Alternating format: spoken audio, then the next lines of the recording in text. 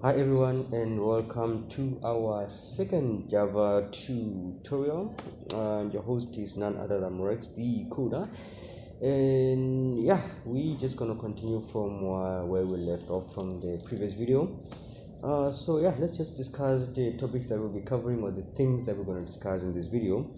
So we'll talk about these things called operators, and then we'll discuss different types or different categories of operators, and also how we can combine one of the categories with the other operators as well. Then we'll discuss about the conditional statements. Cool. Let's head over to the operators. So operators are divided into different categories, right? In this tutorial, we just gonna discuss only three categories just to not make the video or the contents covered a bit more. Make it so this will make it easy for everyone to understand and to grasp these concepts as they are building and building and building. Cool. So we'll talk about the numeric or arithmetic operators, right? So these arithmetic operators, they are used or applied on numeric types. Say for instance, you have two numbers, right? With these two numbers, you can do different kind of operation. You can add them, you can divide them, multiply them, you can raise them to a power, right? We're going to be discussing that. And then we're going to talk about the assignment operator, right? Which you've seen in the previous video, where we talk about how one can assign a variable, or how one can assign a value to a variable, I meant. And then we'll also discuss the comparison operators. So this is as comparing two numbers, right? So we have two values that we want to compare. Cool. So let's discuss the arithmetic operators, right? So arithmetic operators, we have different kinds, right? The first one is addition, right? So you just want to add the numbers. So if you learn math, you've used this, probably it's just a plus sign. Subtraction is a minus sign, and then division, well, division, we have two types of division, right? Say for instance you have two numbers, right, and then you divide them, and then this number brings out a decimal. So you can perform either the float division. So the float division is the one that can result, is the one that results in a number that is a decimal. You will remember that a decimal number, it can be a float or a double, right, from our previous discussion of data types. And then we have a float division. So a float division results in an integer, right? So we disregard the decimal part. We don't round up, we just disregard the decimal point and just take the integer, right? Cool. So we have float division, you're just going to use a slash, and then you have an integer division. So this one makes use of a method that is found in a math class. So you're gonna call the math class, and then from the math class you're gonna access a method called a float division, right? And then you have two values, right? A is the number that you wanna divide, and B is the number that you're gonna divide by. Cool. And then your multiplication is the same thing, just gonna use an asterisk, right? So instead of you using the multiplication that you know maybe from your calculator, like an X, in coding we use an asterisk. And then we'll discuss exponentiation. So with exponentiation as well, we have a class called math, which we're going to use. And then in that class, if you want to raise a number to a power, we're going to use n. So there's different kinds of methods that this class has, and yeah, we'll cover this in later tutorials. For now, we just want to cover just a bit by bit, so it's more like a basics. Then we're going to discuss a bit more of this as we progress further. Last but not least is the modular sign. So this one does the opposite of the division.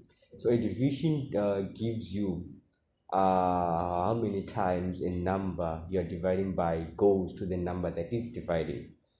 This one, it's doing the opposite of that. It gives you what remains from that number. So for instance, we talked about float division, right, that you get a decimal, right? So this one returns that decimal part of it, because the decimal part of it is you saying that, oh, this is what's left after I divide. So it doesn't go to my number fully, it goes there at a certain time, and remainder, or what remains is this number that is at the decimal. We're going to talk about that. Cool.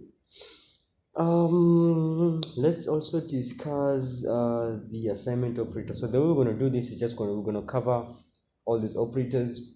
Then we will get to the application part at the end of the video. I think that will make it easy. Yeah, that will make it easy. Rather, let me just say that we're going to do the operators, and then we'll do the conditionals after we did a bit of an application for this assignment operator, or these operators, not assignment operator. Cool. And then we have an assignment operator, right? This is just an equal sign. So what this operator does, it's that it takes a value and assign it to a variable, right? So you have a variable, you want to assign that value to that variable. That's what this operator does. Cool.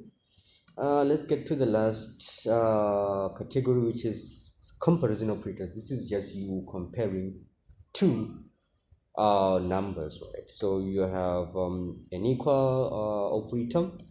So this one, the sign or the coding syntax of equal is two equal signs, or is two assignment operators. So two assignment operator gives you an equal sign. And then we have not equal. So not equal, you have an exclamation mark, and then you have an assignment operator, right? So as I've discussed before, that we're going to be talking about how you're going to be adding or combining this assignment operator with the equal sign. This is what we're going to be doing. I didn't really show it up on the arithmetic part because it was going to make it seem like we have lots and lots of arithmetic operators, but that's not really the case. So we use an assignment operator to kind of like simplify our code, which we're going to be discussing it later on. So in terms of the comparison operators, this is how the whole thing gets to be, right? And then we have greater than. Greater than is that sign, but then we're also going to be talking about greater than or equals to, so we can do that in terms of using just an assignment operator, right? So I didn't want to include it on the slides because it was going to make people think that there's too many operators, and that's not really the case. So basically an assignment operator can be used for different scenarios, because you have a condition. Now with the condition that you want, you can choose whether you want the endpoint to also be included or to not be included. If you want the endpoint to be included, you can use the equal sign or the assignment operator in addition to your operator. But make no mistake of just using just an assignment operator when comparing two numbers. It's not valid or it's not legal, because an assignment operator assigns a value. But then if you want to compare two of them, you have to have two assignment operators, which forms an equal operator. You have a less than operator, and then you can also combine that with an arithmetic operator and create less than or equal to. Cool. Let's get started. So let's go to our compiler. Cool. So you're just gonna go to jerujdoodle.com, and then it's gonna give you this. So I'm gonna remove all this. I'm gonna zoom in a bit. Go full mode. Cool. So what we're gonna do is we're gonna be exploring those operators we just discussed. So we're gonna create a class, public class. Let's name it after our channel, Rex the Coder. Then inside we're gonna have a main method, public static void main, and then we have a string array, then we call it args. Cool. So what we have is we have arithmetic operators where we have addition, right? So we have addition, which is just a plus sign, right? And then we have subtraction, and then we have division. So in division we have a float division, and then we have floor. floor or integer division 2. And then we have multiplication, and then we have exponentiation. Cool. So this exponentiation, just to not confuse it with the other one, you are raising a number to a power. You are not using that e value, so we're going to get to that one, but in this one it's just going to be used raising a number to a power, right? So cool. So using what we already know, say we have int a, this is the first number, right? And then we assign a value 20 to it. So this you know from the previous discussion. And then you have int second number data, right? So say you want to have a sum, right? So remember, whenever you create a variable, it has to be assigned the data type that is going to be holding, regardless of whether you're just going to add two numbers or whatever method that you're going to use. And by the way, I just noticed that we didn't change our JDK to 11, but what else, it's not going to affect what we have covered so far, so you can just leave it as 11, or maybe you can just leave it as 11 as we discussed in the previous video, or just leave it at 17, right? Cool. So we want to have sum, so we define the data type that this sum variable is going to be holding, and then we perform the addition operator. So we use the addition operator, which is going to be a plus b. So the result of an integer plus integer is an integer, right? Then what we want to do is just display that print line. So it's sum,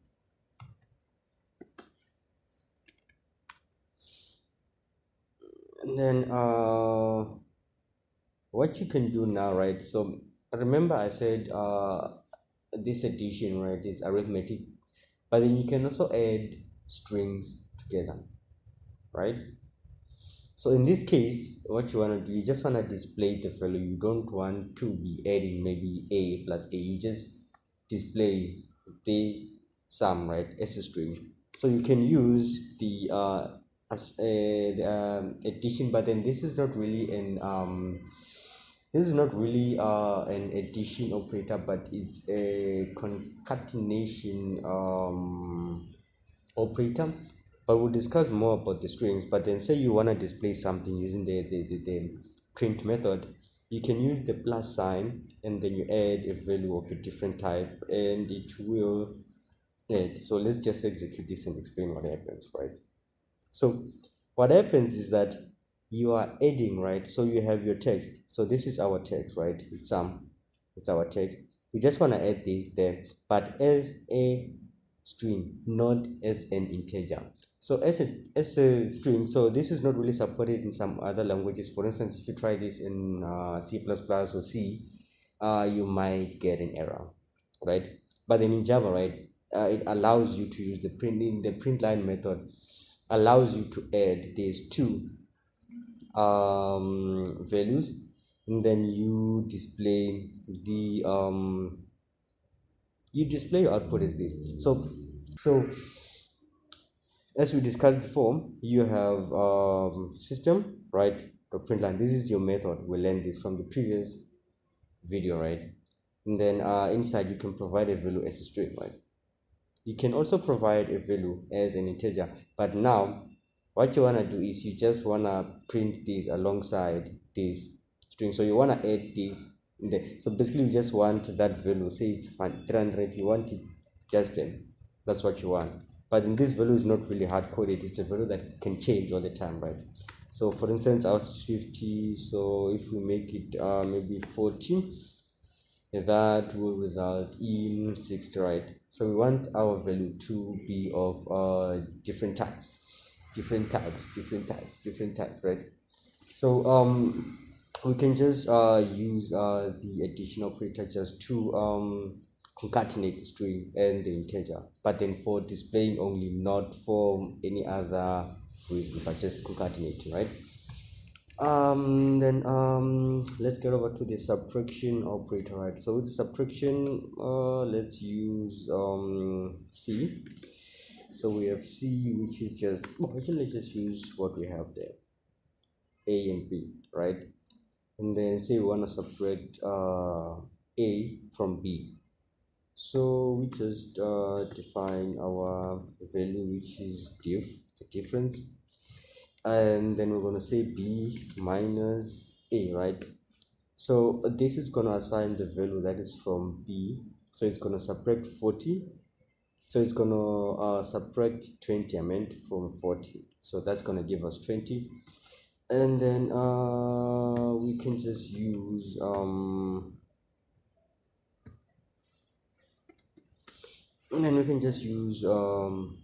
this div, not sum, div, and then we concatenate that with div.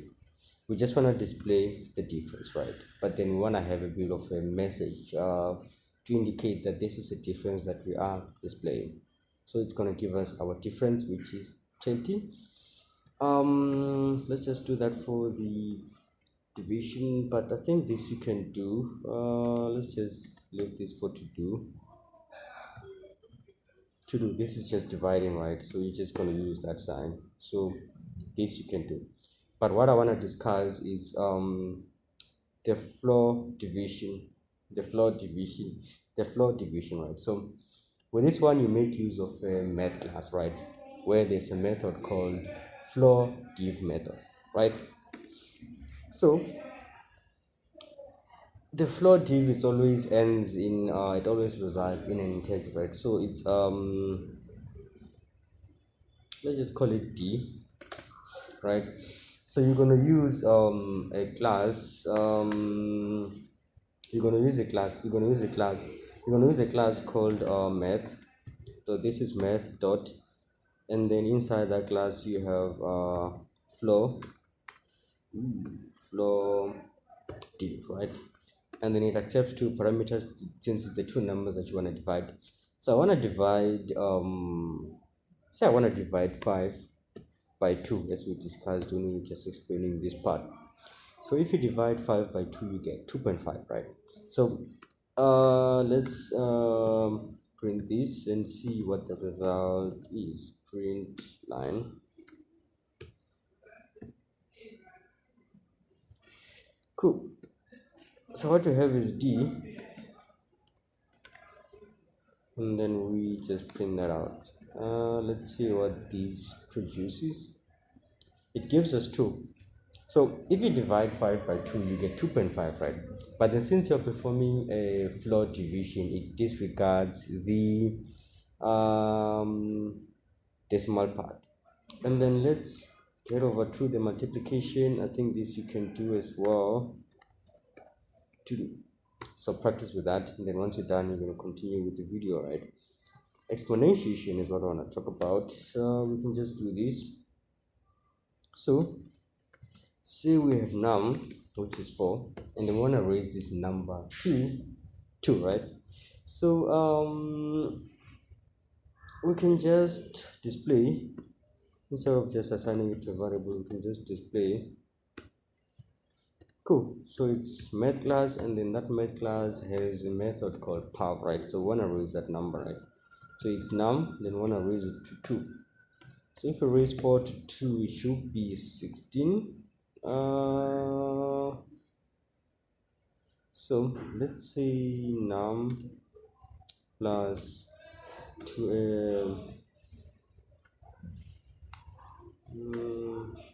to the power of 2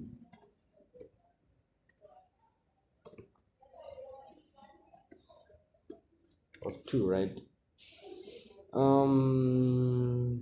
There we go. So the playing around of the text, or in playing around of whatever that we want to display from our discussion from the previous video that we did discuss, so that results in that, and then you will see that there's no space between 16 and 2 because I didn't include the space there, and that's that. So if you were paying attention to the previous video, you wouldn't be struggling with this. If you are, do go back to our previous video and master that, so that it will be easy for you to understand. Cool. We're done with that. Cool. So the assignment operator, right? So you see this sum, right? So we can combine that with an assignment operator to get the sum. How so? So you want to add a with b, right? So it's a, and then you add, but then you add and assign b. So you can just do that instead of just adding like a plus a. You can just use an assignment operator to have a shortcut. And then if we have this, and then we execute, you see that we still have our 60, but the difference has changed due to that now we're subtracting 40 with 60, so it's minus 20. It's minus 20. It's minus 20, right? It's minus 20. Minus 20. Cool. So d remains the same because we didn't touch d at all. To the power of, it's just that. Cool. So that's how you can use or combine the assignment operator with the normal addition and subtraction.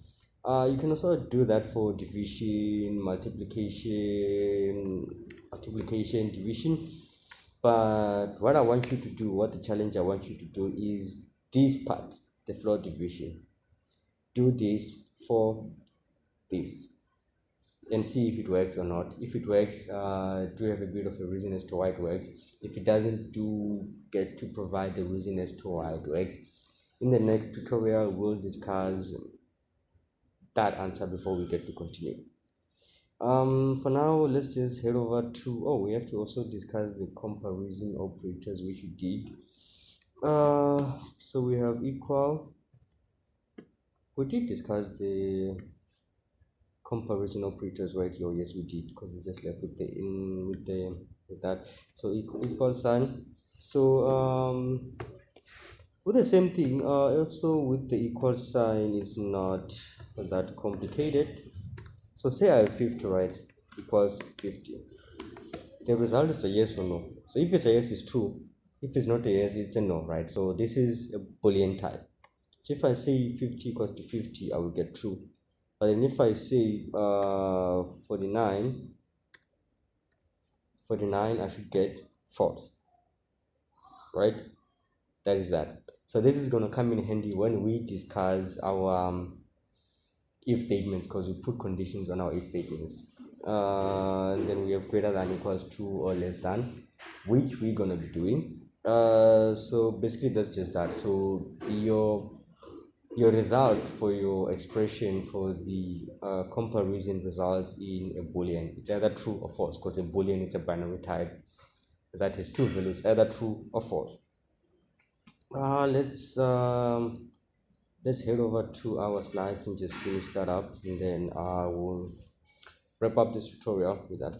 So cool. If statement, right? So this is a condition, right? This is the conditional statement that we're going to talk about, where in your code sometimes you just want to have a condition that, okay, cool, I want to have a condition that if this is the case, do this. If this is the case, do this, right?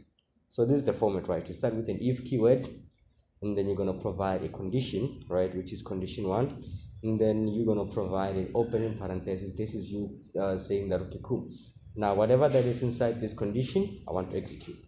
And then you have your statements to be executed inside your if statement, and then you close. Say you have a different or another condition as well, you can do that. In this case, what you're going to do is you're going to use else if, right? And then you're going to have your second condition, and then you're going to open, and then you're going to have your statements, and then you're going to close. Also, if it's the third one, you can just use else if, and then you have the third condition, and then you have your statements. That's cool, right? If you're done, you want to have an overall condition that covers the ones, or if all of the conditions you have didn't pass, just going to have a condition that runs by default, which is an else, and then those are the conditions, and then it closes, right? So that brings us to close our discussion for the conditions, and we're just gonna start with them. Conditions, right? Cool. So we have if, okay, let's say we start with the number, right? is equals to 60, right? Oh, we didn't discuss the modular sign there. We're going to be discussing that now, but the comparisons are the same. I want to challenge you guys to go and do them. I wanted to just do them as an example, but then go and play around the way we did with this. So they just give you either true or false, which is the conditions, and then you're going to use that in your program. So in this case, I just want to apply or explain the if statements as an application, but then using a bit of an application that is a bit advanced, using the arithmetic operator we didn't get to use previously, which is the modulus operator, right? So say I have 6, right? Then I want to check if this number is divisible by 2 or not, right? So I have if, and then I have this number, right? If I say it's divisible by 2, what should happen, right? So you must have a condition for checking if your number is divisible by 2. So if you get to do something that is more of a modulus, if you use a modulus, because you just want to get to see if the remainder is 0 or not 0. If the remainder is 0, then this number is divisible by that number that you stated, or the number that you're dividing by. So in this case, if I say this modulus 2 is divisible by 2, right, it's going to be 0. So this statement is going to be true, right? And then we start our statement. So in this case, we're just going to print